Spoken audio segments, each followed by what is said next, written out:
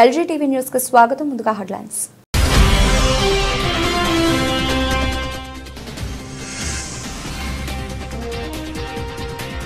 Banjara hills లో ఆర్జం hand ఓవెన్ జీరో జ్యువెల్ సంయుక్తంగా ఏర్పాటు చేసిన కథక్ నృత్య ప్రదర్శన.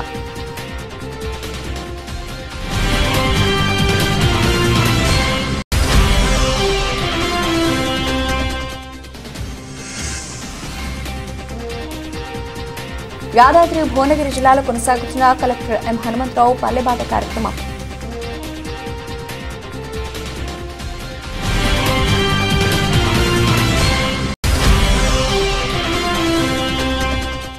కుమరగూడెంలో దుమ్ముగూడెం ఆనకట్టు సందర్శించిన తెలంగాణ రాష్ట్ర వ్యవసాయ శాఖ మంత్రి తుమ్మల నాగేశ్వరరావు, పినపక ఎమ్మెల్యే పాయ్ Venkateswarlu, Asaraopeta MLA Jara Adinarayana.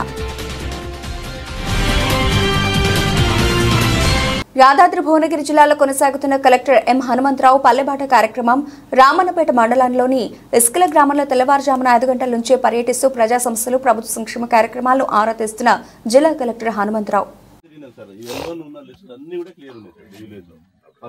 First priority వాళ్ళకి ఏమైంది, ఎట్లయింది,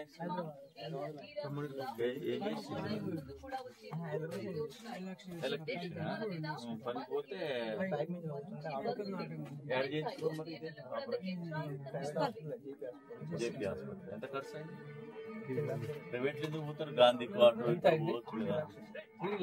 3 లక్షలు అప్పే తెచ్చారు. ఎందుకు గాంధీకి ఎందుకు పోరు? ఎందుకు పోరు? 1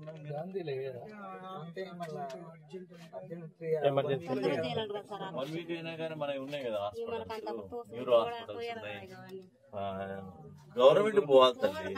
3 లక్షలు పెట్టుకుంటే ఎక్కడైతే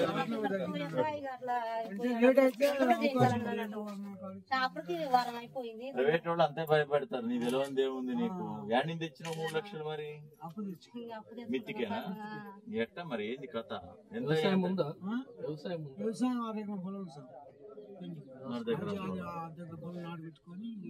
ఆయన కూడా ఏం సంపాదించుకున్నాను 12,000 ఇస్తారు. 3 నెలలు చేసినాం. గవర్నమెంట్ కి పోవాలా? తప్పు చేసిరు అది మీరు. మరి కనీసం ఒక రికగ్నైజ్డ్ హాస్పిటల్ పోతే గవర్నమెంట్ నుంచి ఎల్ఓసి అని ఉంటది, అంత రూపాయి ఖర్చు లేకుండా వాళ్ళు ఇస్తారు. యాదాద్రి శ్రీ లక్ష్మీనరసింహస్వామి బ్రహ్మోత్సవాల భాగంగా 3వ రోజు మత్స్యావతారంలో ఆలయ మాడవీధిలో ఊరేగుతూ భక్తులకు దర్శనమిచ్చారు. లక్ష్మీ సమేత నారసింహుడు సోమకాసురుడు అనే రాక్షసుడు వేదాలను అపహరించి సప్త సముద్రాల అడుగున దాగి ఉన్నప్పుడు లోకరక్షణార్థం శ్రీ మహావిష్ణువు మత్స్యావతారం దాల్చి వేదం పరిరక్షణ, శిష్ట పరిరక్షణ చేశాడు నృసింహుడు.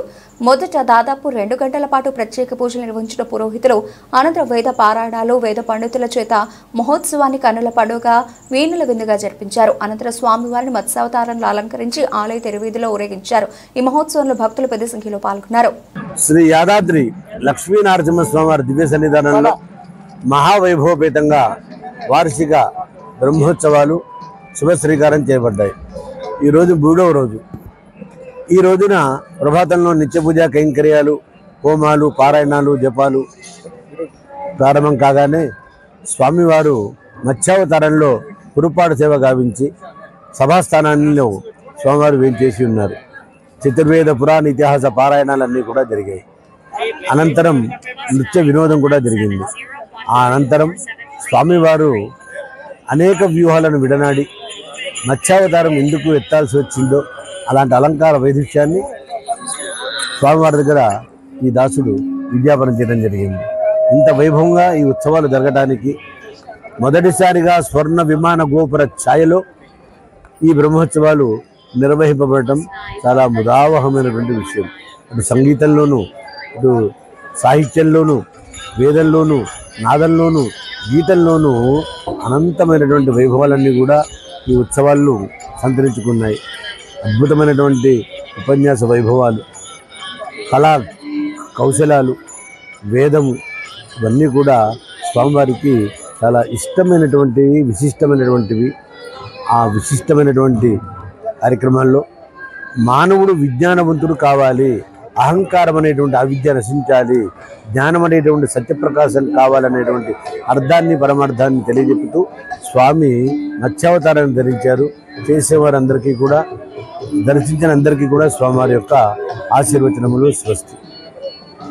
బంజారా హిల్స్ లో ఆర్జం హ్యాండ్ ఓవెన్ జీరో జ్యువెల్ సంయుక్తంగా ఏర్పాటు చేసిన కథక్ నృత్య ప్రదర్శన ఆకట్టుకుంది. మహిళా దినోత్సవాన్ని పురస్కరించుకుని హోరీ పేరుతో ఏర్పాటు చేసిన కార్యక్రమంలో న్యూయార్క్ లో ప్రసిద్ధిగాంచిన కథక్ కళాకారులు మర్ఖా పటేల్, తన్వీనర్ ఆలంలు కథక్తో వివిధ పాటలకు నృత్యాలు చేస్తూ అలరింపజేశారు. ఈ కార్యక్రమానికి ముఖ్య అతిథులుగా డిప్యూటీసీ మల్లు భట్ట విక్రమార్క సతీమణి Nandini Mallu, Turkey council general ఉల్ఖాన్, అలాగే FICCI FLO chairman Priya Gajjar మరియు రిటైర్డ్ ఐఏఎస్ అజయ్ మిశ్రా పాల్గొన్నారు. We are Adyam Handwoven and we look at like-minded brands to partner with, where our aesthetics meet and our ideologies meet. We are both homegrown brands and we love experiencing and giving our audience a slice of our Indian culture. What we are showcasing today is a Kathak performance, and which brings out the entire culture and nuances of the Indian culture. Hi, I'm Anvesh from Orogels. We are proud today to collaborate with Adyam and Aditya Birla Group Company, wherein we have collaborated for them with to showcase our traditional jewelry as well, which matches with their traditional products like saris, non-woven items that they have got. And we are really lucky enough to have them as our neighbors in the store. That's how we got to know them and collaborate them.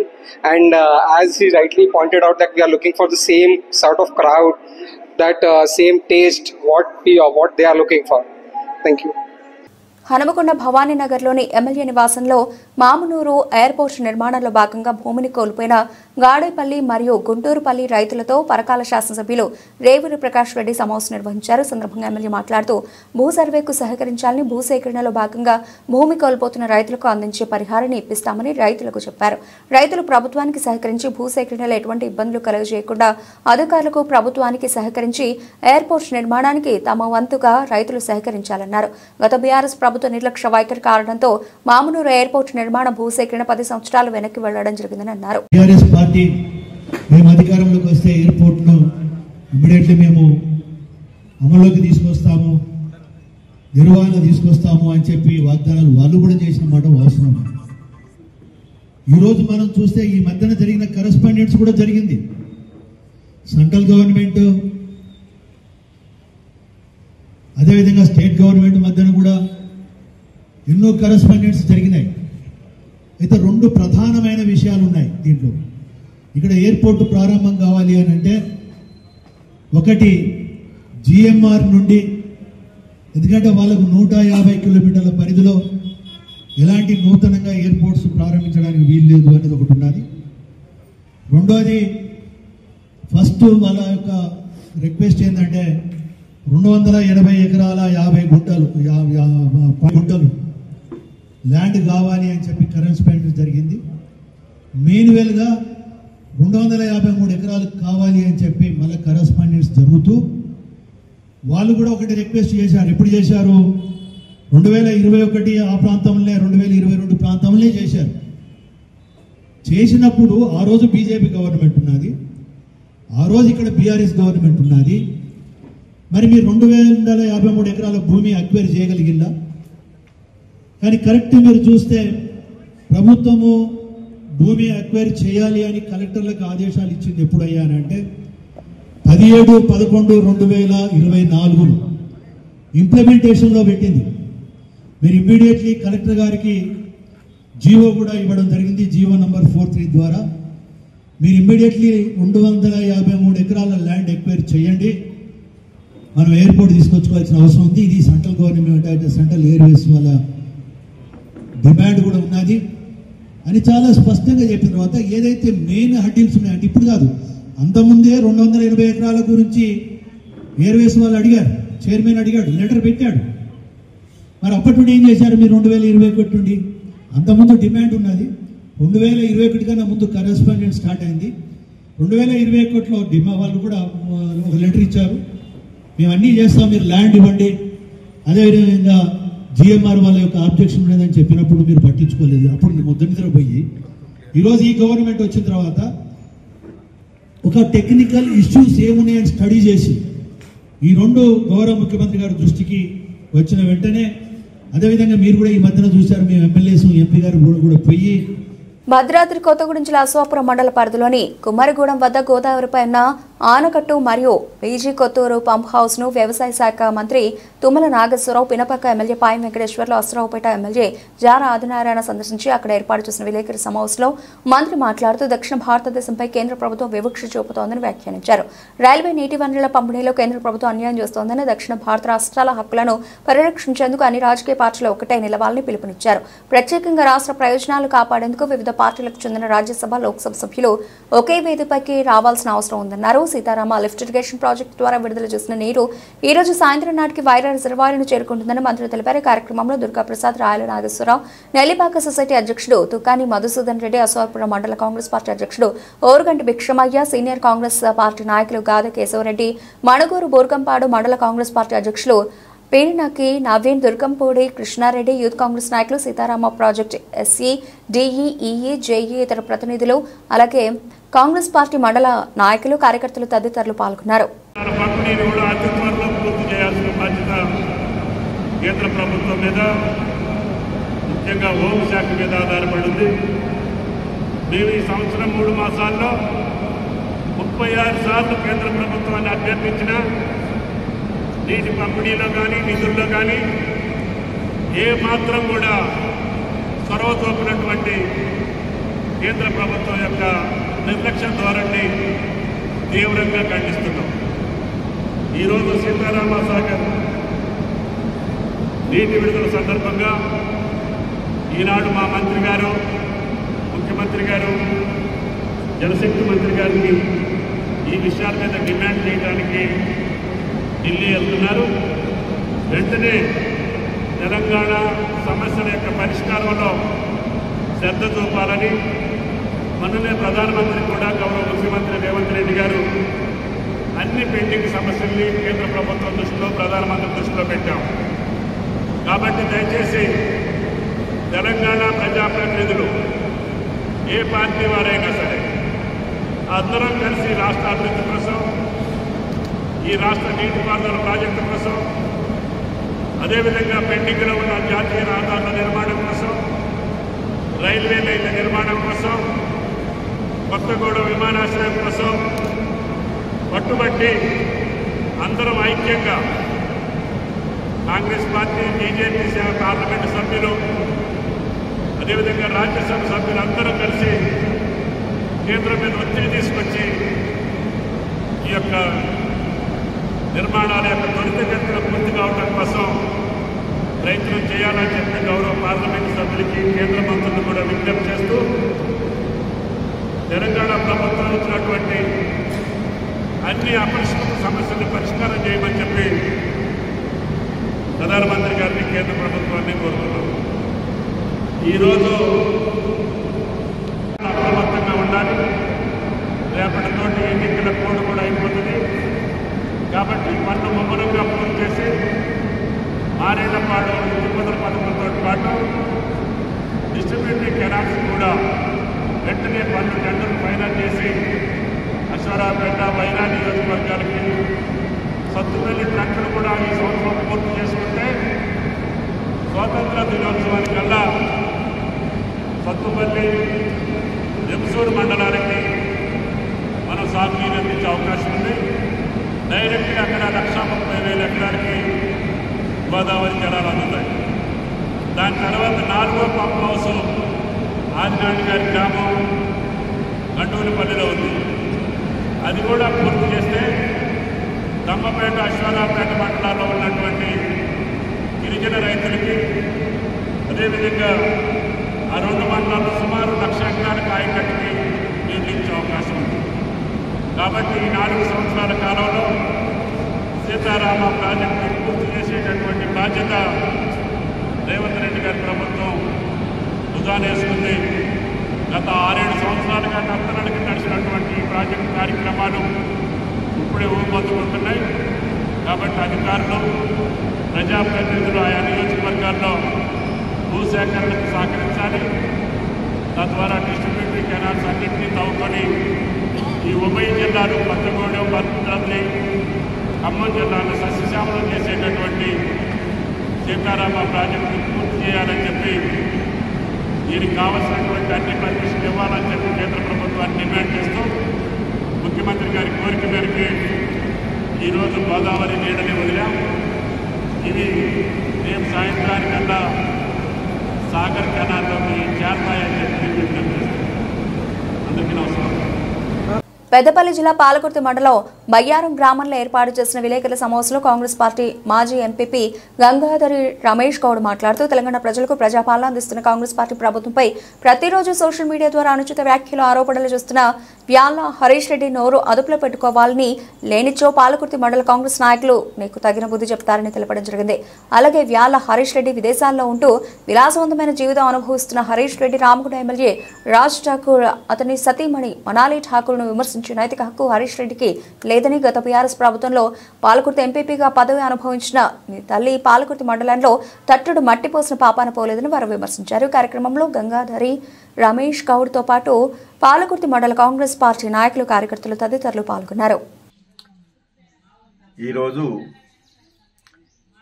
Palakurthi మండలం మా రామగుండం నియోజకవర్గ మా గౌరవనీయులు MLA Makkan Singh Raj Thakur గారిని ఆల హరీష్ రెడ్డి అనే ఒక నియంత మాట్లాడే మాటలు వింటే చాలా విడ్డూరంగా ఉన్నాయి.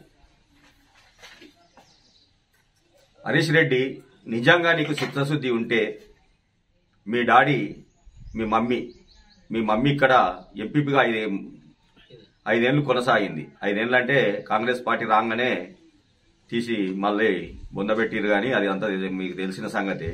ఇంకొకటి, హరీష్ రెడ్డి నువ్వు మా ఎమ్మెల్యే రాజ్ ఠాకూర్ గురించి, కాంగ్రెస్ పార్టీ గురించి మాట్లాడే అంత స్థాయి నీది కాదు బిడ్డ. ఎందుకంటే మీలాగా వల్గర్ మాటలు, వల్గర్ చేష్టలు మా కాంగ్రెస్ పార్టీలో మా కార్యకర్తలకు కానీ, మాకు కానీ, మా నాయకులకు కానీ, మా పార్టీ సంస్కృతి కాదు అది.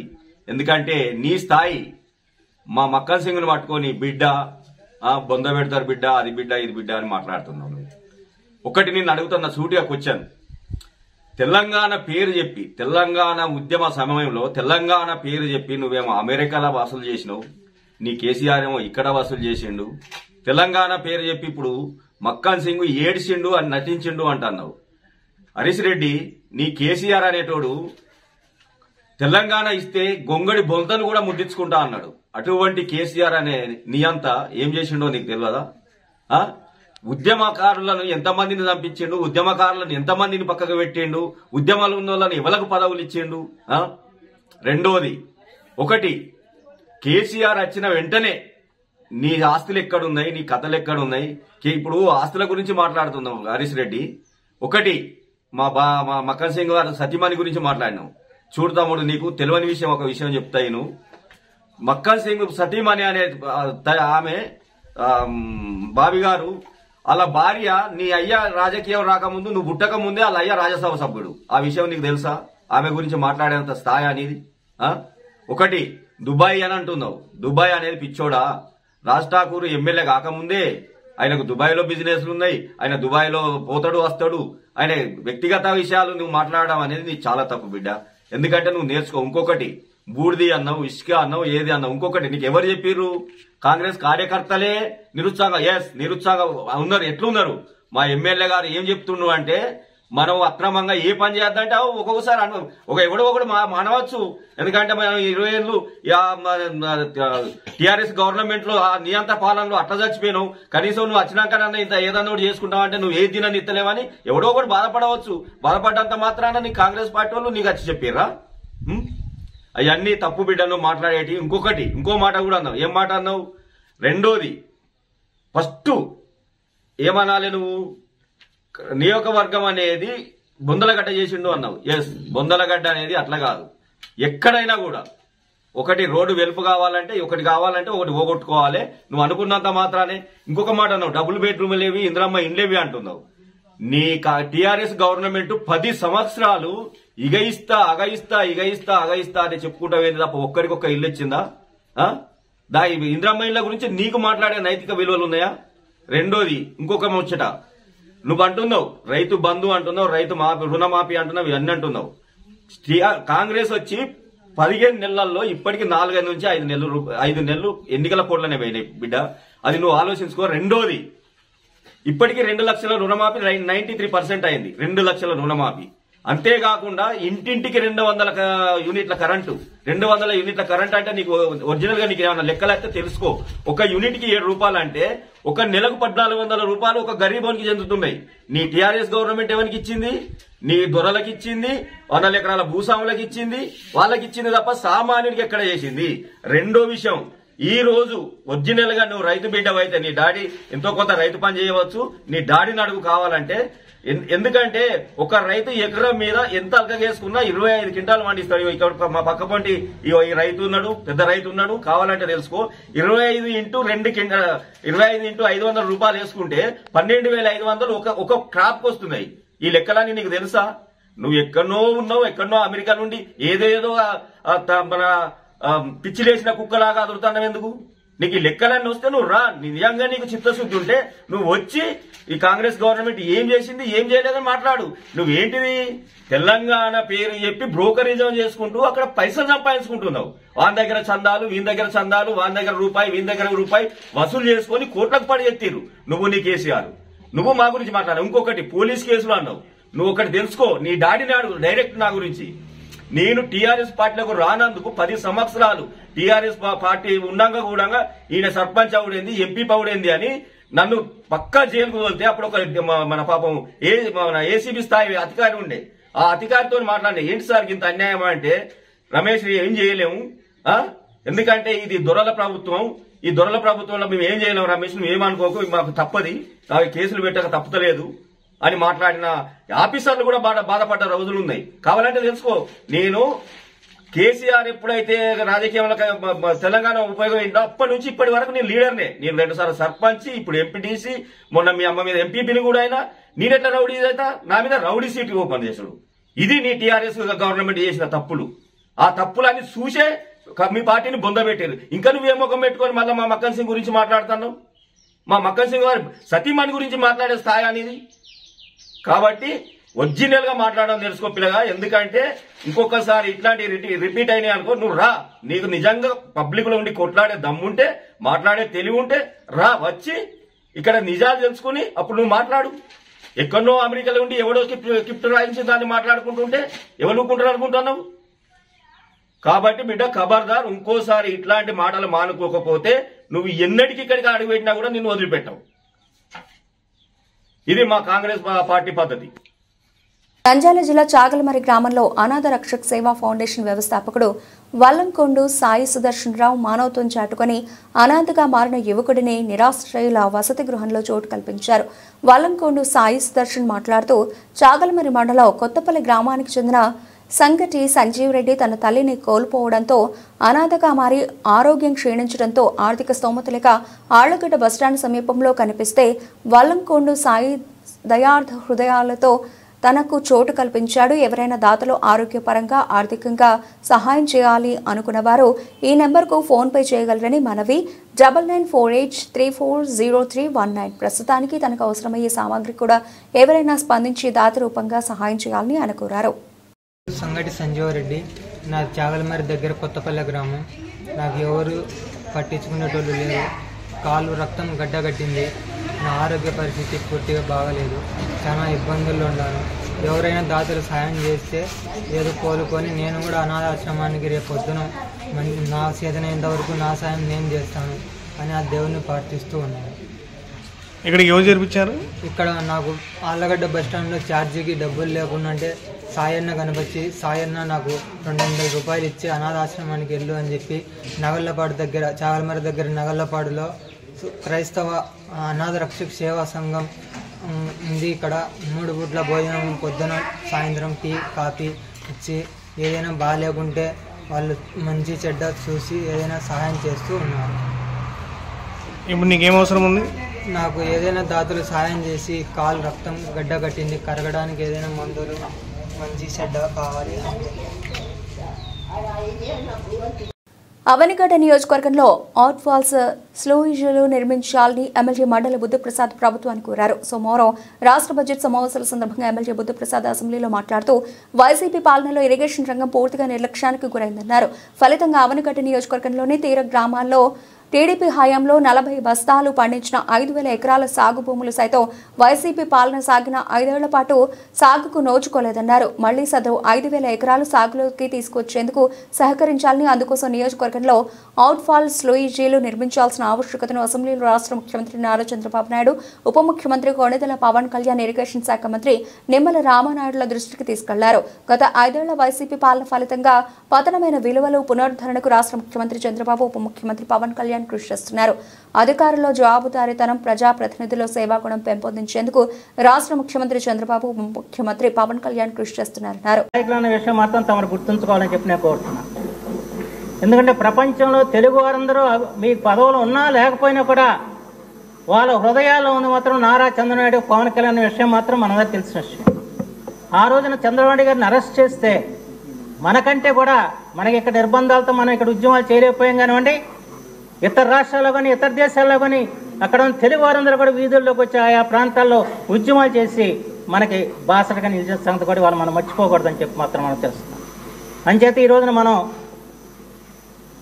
ఇతర రాష్ట్రాల్లో ఇతర దేశాల్లో ఉన్న తెలుగు వారి గురించి కూడా మనం ఆలోచన చేయాల్సిన అవసరం మాత్రం ఎంతైనా ఉందని చెప్పి మాత్రం ఈ సందర్భంలో నేను మనవి చేస్తాను. ఎందుకంటే ప్రపంచవ్యాప్తంగా 16 కోట్ల మంది తెలుగువారు ఉంటే అందులో సగం మంది మన తెలుగు రాష్ట్రాల్లో ఉంటే 5 కోట్ల మంది ఇతర రాష్ట్రాల్లో 2 కోట్ల మంది ఇతర దేశాల్లో ఉన్నట్లు మనకు అంచనా ఉంది. అంచేత మనం ఏ పని చేసినా కూడా తెలుగు భాష వికాసం గురించి మనం ఏం చేసినా కూడా మొత్తం యావత్తు ప్రపంచానికి సంబంధించిన తెలుగు వారికి ఉపయోగపడేలాగా మనం చేయాలని చెప్పి మాత్రం ఈ సందర్భంలో మనం చేస్తూ ఆ రకంగా మన సంస్థలు పనిచేయాలని చెప్పి మన ప్రభుత్వం ఆలోచనతో ఉండాలని చెప్పి మాత్రం ఈ సందర్భంలో నేను మనవి చేస్తున్నాను. ఎందుకంటే తెలుగు భాష వికాసం, తెలుగు జాతి ప్రకాశం చేసిన కృషి అందరూ కూడా కళ్ళారా గాంచారు. అంటే ఇది స్పందించే ప్రభుత్వం, సానుకూల ప్రభుత్వం, మానవీయ కోణంలో ఆలోచించే ప్రభుత్వం అని చెప్పి మాత్రం వాళ్ళ ప్రజలందరూ కూడా భావిస్తున్నారన్న విషయం కూడా మనం గమనించాల్సిన అవసరం ఉంది.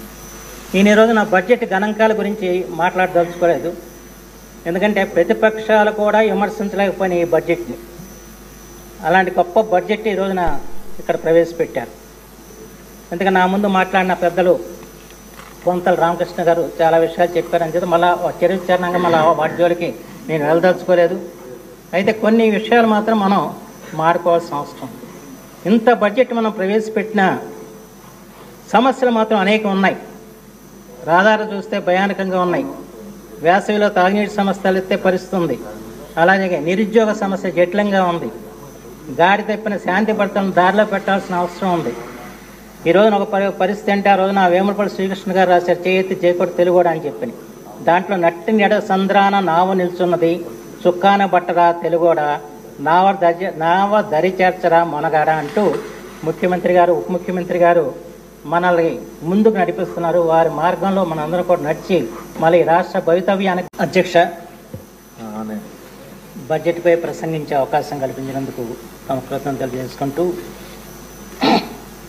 దార్శనికుడైన ముఖ్యమంత్రి శ్రీ నారా చంద్రబాబు నాయుడు గారు, నిరంతరం ప్రజా సంక్షేమం గురించి ఆలోచించే ఉప ముఖ్యమంత్రి శ్రీ పవన్ కళ్యాణ్ గారి ఆలోచనలకు అనుగుణంగా 3,22,359 కోట్ల బడ్జెట్ని ప్రవేశపెట్టిన ఆర్థిక మంత్రి శ్రీ పయ్యావుల కేశవ్ గారిని హృదయపూర్వకంగా అభినందిస్తున్నాను. గత ప్రభుత్వ అరాచక విధానాలతో ఆర్థిక విధ్వంసానికి పాల్పడిన తర్వాత బడ్జెట్ను రూపొందించడం సామాన్య విషయం కాదు. కానీ ప్రజల ఆకాంక్షలకు అనుగుణంగా ఎన్నికల ప్రణాళికలో ఇచ్చిన అన్ని హామీలు నెరవేర్చడానికి అనుగుణంగా నిధులు సమకూరుస్తూ బడ్జెట్ రూపొందించడం అభినందనీయ విషయం. గత ప్రభుత్వం అన్ని వ్యవస్థలను నిర్వీర్యపరిచింది, విలువలను దిగజార్చింది, దాచుకోవటం అనే భావజాలాన్ని రాజకీయాల్లో ప్రవేశపెట్టింది. అన్ని రంగాల్లో పతనమైన విలువలను తిరిగి పునరుద్ధరించాలంటే ఒక రోజులో అయ్యే పని కాదు. అది మనందరికీ తెలిసిన విషయం. అయినప్పటికీ అధికారుల్లో జవాబుదారితనం, ప్రజాప్రతినిధుల్లో సేవాగుణం పెంపొందించడానికి ముఖ్యమంత్రి శ్రీ నారా చంద్రబాబు గారు, ఉప ముఖ్యమంత్రి శ్రీ పవన్ కళ్యాణ్ గారు శతవిధాలా ప్రయత్నిస్తున్నారు. గత 5 సంవత్సరాల్లో శాసనసభ కీర్తి ఎంత మసకబారిందో మనందరికీ తెలుసు. శాసనసభను బూతుల సభగా మార్చారు. శాసనసభలో వాడజాలని పదజాలం ఆ రోజున వాడుతున్నప్పటికి కూడా ఆనాటి శాసనసభాపతి ఏ చర్య తీసుకోకుండా ఆనందించిన పరిస్థితి మనం చూస్తాం. ఆనాటి ముఖ్యమంత్రి వికటట్టాసం చేస్తూ వాళ్ళు మాట్లాడుతుంటే ఆనందించారు. బులెటిన్ ముగించే ముందు హెడ్లైన్స్ మరోసారి.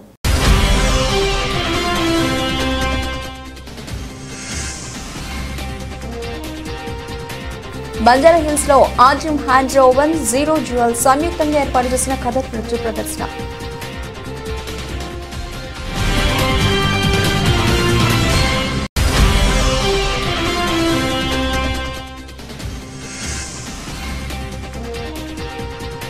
యాదాద్రి భువనగిరి జిల్లాలో కొనసాగుతున్న కలెక్టర్ ఎం హనుమంతరావు పల్లెబాట కార్యక్రమం.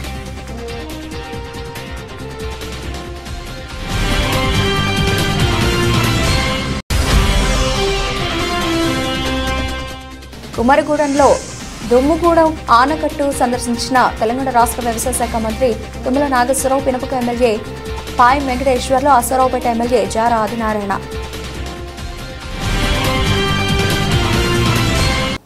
ఇవి ఇప్పటివరకు కనబడిన అప్డేట్స్. మరిన్ని అప్డేట్స్తో మళ్ళీ కలుద్దాం. అంతవరకు సెలవు. నమస్తే.